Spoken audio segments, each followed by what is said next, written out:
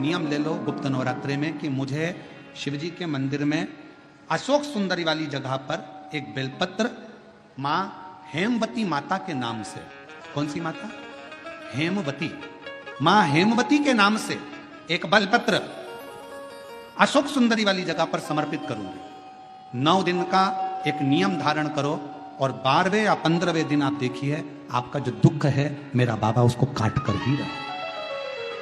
गुप्त नवरात्रे जो आज से प्रारंभ हुए हैं, गुप्त नवरात्रा है। इस नवरात्रे में हेमवती माता का स्मरण करना, एक बेलपत्र का पूजन करना, या एक बेलपत्र के वृक्ष के नीचे आप 9 दिन तक भी, अगर मंदिर तक भी नहीं जा सकते, मंदिर में आप बेलपत्र रखने नहीं जा सकते, तो आपके घर के आंगन में, द्वारे पर, बगीचे में, आपके घर के पास अगर कोई बेलपत्र का पौधा है, वृक्ष है, उस बेलपत्र के वृक्ष के सामने एक बेलपत्र का पत्ता रखकर भी अगर आप उस पर जल चढ़ा रहे हैं या पूजन कर रहे हैं हेमवती माता के नाम से, तो उसका फल आपको मिलेगा। और मान लो बेलपत्र का वृक्ष भी नहीं है, हम मंदिर भी नहीं जा सकते, हम कहीं नहीं जा सकते, घर से बाहर कैसे निकलें? पानी तेज है, जलवृष्टि हो रही है, बहुत सा पानी है, तो क्या करें? अपने घर में जो शिवलिंग है, तुम्हारे घर में अगर जो शिवलिंग है, तुम्हारे घर में जो शिवलिंग विराजमान है, उसी शिवलिंग के साक्षी में, सम्मुख में भी अगर हेमवती माता का नाम लेकर अगर एक बेलपत्र समर्पित करोगे 9 दिवस तक, तो उसका फल मिलेगा जरूर, उसका फल मिलेगा। फिर से बोलो, कौन माता? हेमवती। कौन है ये? शिव महापुराण की कथा कथी है, जब माता पार्वती जी हिमालय राज के घर में प्रकटी और हिमालयों की कंदरा में बैठकर मां पार्वती जी तप साधना में लीन हुई। जितनी परीक्षा भगवान शंकर ले सकते थे, शिव जी ने सारी परीक्षा ली। ब्रह्मदेव परीक्षा लेने आए, भगवान नारायण परीक्षा लेने आए, इंद्रदेव आए, सप्तऋषि आए, सारे साधु संतों को परीक्षा लेने भेजा, पर मां उन परीक्षाओं में पास होती चली गई। तब भगवान शंकर ने दर्शन देकर कहा, पार्वती आज से तुम्हारा नाम हेमवती रहेगा। सुनो पार्वती, तुम्हारे इस नाम की आराधना जो तुम्हारे गुप्त स्वरूप में करेगा, उसको मनवांछित फल की प्राप्ति हो जाएगी। और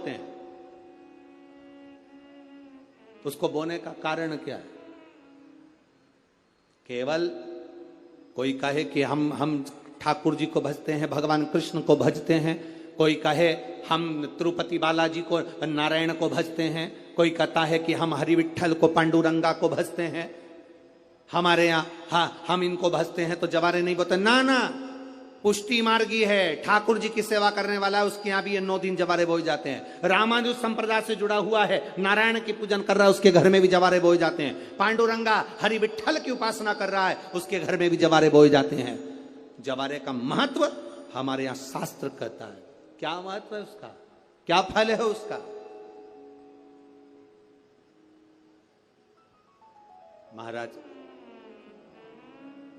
जब देवी माता ने दुर्गा भवानी को पंचायत में बुलाया गया, शिव पंचायत में मां दुर्गा बैठी हुई है, और शिव पंचायत में जब दुर्गा भवानी बैठी, उपद्रवियों ने उपद्रव मचाया, अहंकारियों ने अहंकार मचाया, असुरों ने, राक्षसों ने हाहाकार मचाना प्रारंभ करा। तब उस समय पर देवाधिदेव महादेव माता पार्वती को देखकर, दुर्गा भवानी को देखकर मुस्कुरा रहे थे। केवल शिव मुस्कुरा रहे हैं, पार्वती को देखकर, दुर्गा भवानी को देखकर, मां जगत जननी को देखकर केवल मुस्कुरा रहे हैं। तब देवता सूर्य नारायण ने भगवान शिव जी को देखकर हाथ जोड़कर प्रार्थना करी। भास्कर देव बोले, सूर्य नारायण बोले, बाबा मेरे मन के संशय को मिटा दीजिए। शिव जी ने पूछा, क्या काम है? बोलो, क्या चाहते हो? शंकर भगवान से सूर्य देव, भास्कर देव कहते हैं, प्रभु आपके मुस्कुराने का कारण क्या? भारत की भूमि पर जितनी जगह पर भी आप लोग कथा सुन रहे हो, आस्था चैनल पर, फेसबुक, यूट्यूब पर जितने लोग कथा सुन रहे हो, बड़े ध्यान से सुनना कि जवारे क्यों बोए जाते हैं, नवरात्रि में जवारे की महत्वता क्यों होती है, क्यों बोया जाता है, मिट्टी में गेहूं डालकर क्यों उत्पन्न किया जाता है, उसकी महत्वता क्या है? सूर्य नारायण पूछ रहे हैं भगवान देवाधिदेव महादेव से। आप दुर्गा भवानी को देखकर मुस्कुराए, आप हंसे हैं, आपके चेहरे पर प्रसन्नता आई है, कारण क्या? और महाराज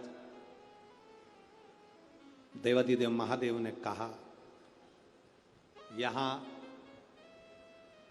भगवान विष्णु, गणेश जी, भास्कर देव, आप सब बैठे हो। असुरों ने आक्रमण कर दिया, असुरों ने आक्रमण करा है और वह असुर आक्रमण कर दिए हैं तो वो असुर प्रवेश कर रहे हैं, उपद्रव मचाकर, हाहाकार कर कर नष्ट करने वाले हैं इस पूरी पृथ्वी को। तो फिर उसको बचाएगा कौन, कैसे बचेगा? शिवजी ने कहा चिंता मत करो। दुर्गा ने अपने केश का स्मरण किया, एक केश को माता पार्वती जी ने अपने हाथों से छुआ, छूते ही एक कुंड में सुंदर जवारे उत्पन्न हुए हैं। जब तक वो जवारे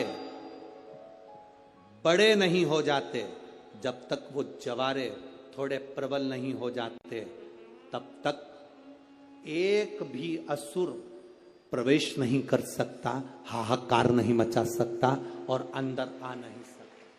शिव महापुराण की कथा कहती है जवारे जिसके यहाँ बोए जाते हैं, जवारे का, आप लोग कहते हैं कहीं पर देवी जी बैठी हैं, किसी के यहाँ मिट्टी की मूर्ति आई, 21 फीट की, 41 फीट की, 15 फीट की, 10 फीट की, 25 फीट की देवी जी की प्रतिमा स्थापना हुई।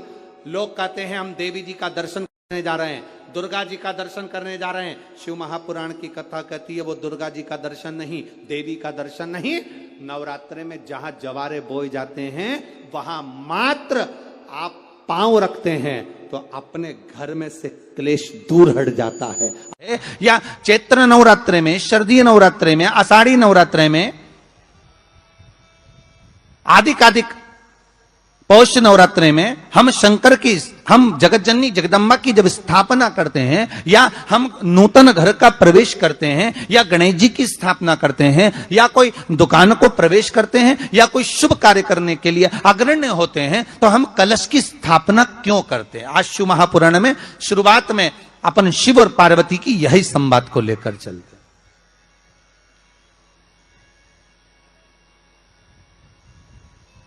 आखिर कलश में ऐसा क्या है?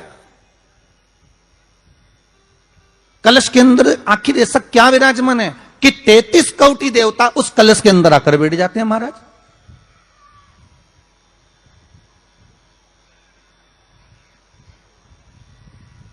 आप कोई यज्ञ करने जा रहे हो, आप कोई पोथी पुराण करने जा रहे हो, आप कोई अच्छा कार्य करने जा रहे हो, तो ब्राह्मण देवता कह देते कलश की स्थापना होगी, कलश की शोभा यात्रा निकलेगी, कलश यात्रा निकलेगी, कलश विराजमान होगा। और आज हर की पौड़ी पर, प्रयागराज में, या उज्जैनी में, नासिक में जो बड़े बड़े कुंभ के मेले होते, कुंभ का मतलब भी तो कलश से होता, उसकी महत्वता क्यों है? उस कुंभ की, उस घड़े की महत्वता कहां से प्रकट हो गई? शिव महापुराण की कथा कहती है महाराज, भगवान ओघड़दानी शंकर स्वयं आद्य शक्ति जगदम्बा से कहते हैं कि जगदम्बा तू क्या चाहती है बोल। तो जगत जननी जगदम्बा कहती है कि जहां मैं हूं वहां शंकर है, ये आपने कह दिया, पर जहां शंकर है वहां पार्वती का होना जरूरी है। उसके लिए सिद्ध करने के लिए एक स्थान ऐसा बनाया जाए जहां पर शंकर विराजमान है और शंकर के साथ पार्वती विराजमान है। तो शिव जी ने कहा पार्वती, उसके लिए मैं तुझे एक सुंदर कलश का निर्माण कर देता हूं।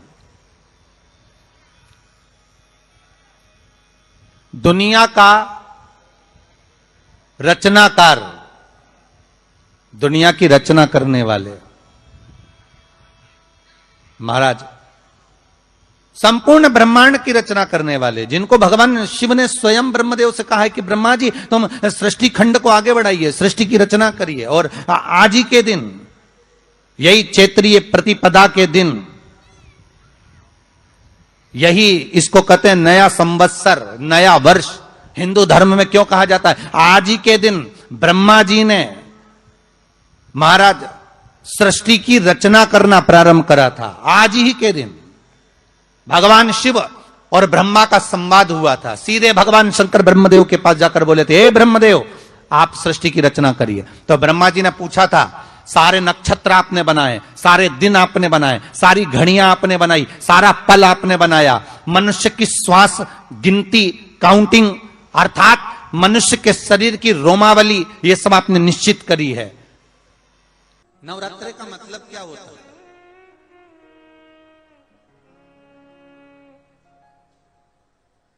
केवल 9 दिन तक देवी की आराधना कर लो, नंगे पैर ले लो, थोड़ा सा साबूदाना का फरियाल कर लो, मोरधन चिप्स पापड़ ये खा लो, या किसी देवी जी के मंदिर में जाकर नंगे पैर झंडा उठा के ध्वजा उठा के चुंदड़ी पकड़ के माता जी के मंदिर तक चले जाओ। क्या केवल नवरात्रि का मतलब यही है? या फिर कहीं गरबा हो रहा हो तो गरबे में चले जाओ? क्या नवरात्रि का मतलब केवल यही है? या घर में जोत लगा लो, नवरात्रि का मतलब यही है? घर में जवारे बो दो, नवरात्रि का मतलब क्या यही है? घट स्थापना कर दो, क्या नवरात्रि का मतलब केवल यही है? अगर नवरात्रि का मतलब जानना है तो आपके मन में एक विचार आना चाहिए कि ये नवरात्रि केवल घट स्थापना के लिए नहीं होती है, ये नवरात्रि हमारे भीतर एक नारी के सम्मान के लिए प्रकट होती है कि नारी का सम्मान कैसे होना चाहिए।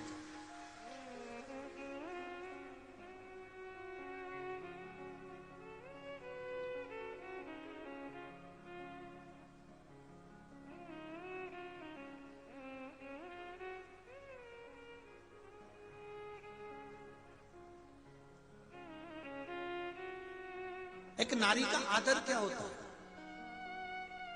एक नारी का सम्मान क्या होता है? एक नारी के विचार, उसकी सोच, उसकी दृष्टि क्या होती है?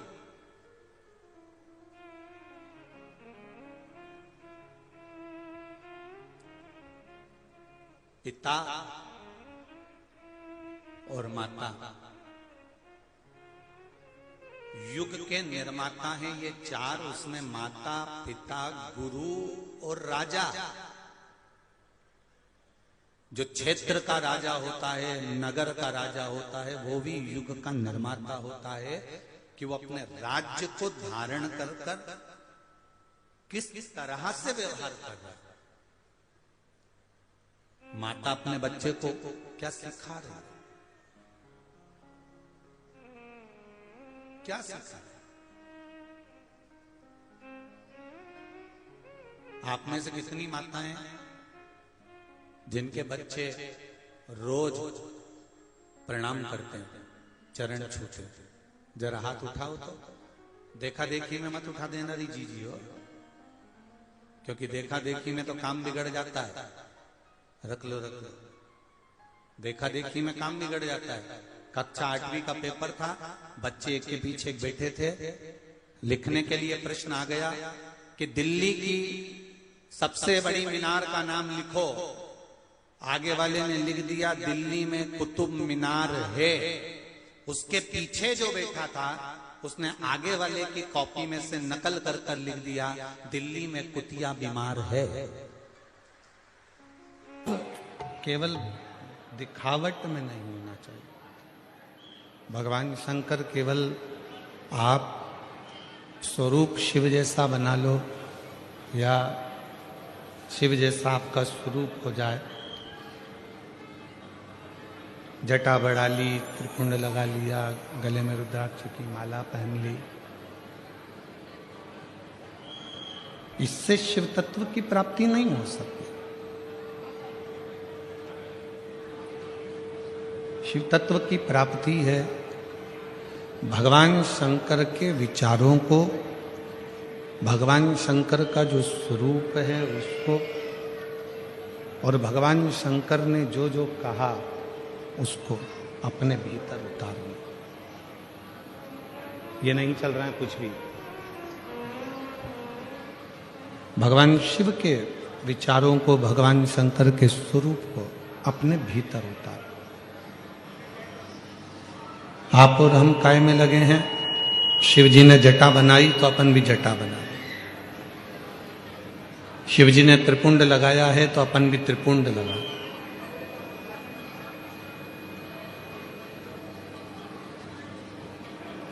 शिव जी ने मृगछाला पहनी है तो अपन भी मृगछाला पहन।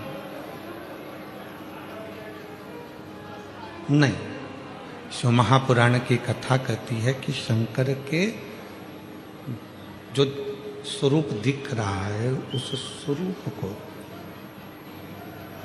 अपना बनाने से पहले शंकर भगवान के जो विचार हैं, शिव जी ने अपने मस्तक पर गंगा रख रखी है, अपने मस्तक पर गंगा है।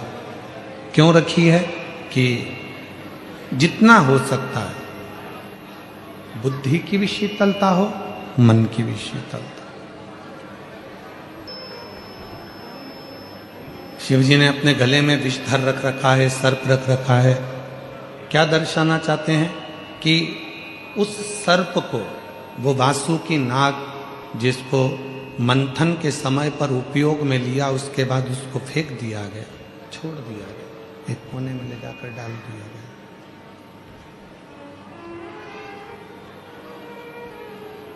कोई देवता उस वासुकी नाग को पूछने भी नहीं गया कि तुझे तकलीफ क्या।